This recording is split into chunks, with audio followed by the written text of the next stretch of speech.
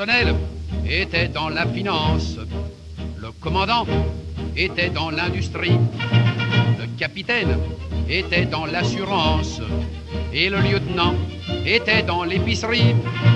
Le juteux était huissier de la Banque de France, le sergent était boulanger-pâtissier, le caporal était dans l'ignorance et le deuxième classe était rentier. Et tout ça, ça fait d'excellents Français, d'excellents soldats qui marchent au pas. Ils n'en avaient plus l'habitude, mais c'est comme la bicyclette, ça s'oublie pas.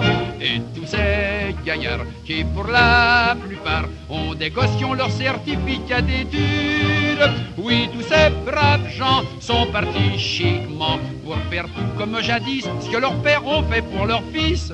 Le colonel avait de l'albumine, le commandant souffrait du gros côlon, le capitaine avait bien mauvaise mine et le lieutenant avait des ganglions. Le juteux souffrait de coliques néphrétiques, le sergent avait le pylore atrophié, le caporal un coryza chronique et le deuxième classe des corps aux pieds. Et tout ça, ça fait d'excellents Français, d'excellents soldats qui marchent au pas, oubliant dans cette aventure qu'ils étaient douillets, fragiles et délicats. Et tous ces gaillards qui pour la plupart prenaient des cachets, des gouttes et des mixtures, lève-la bien portant, tout comme à 20 ans. D'où vient ce miracle-là? Mais du pinard et du tabac. Le colonel était de l'action française, le commandant était un modéré, le capitaine était pour le diocèse et le lieutenant bouletait du curé.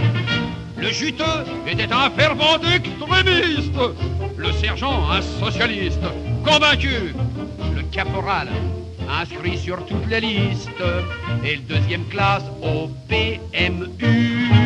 Et tout ça, ça fait d'excellents Français, d'excellents soldats qui marchent au pas en pensant que la République c'est encore le meilleur régime ici-bas. Et tous ces gaillards qui pour la plupart n'étaient pas du même avis en politique, lèvent-la tous d'accord, quel que soit leur sort. Ils désirent tous désormais qu'on nous foute une bonne fois la paix.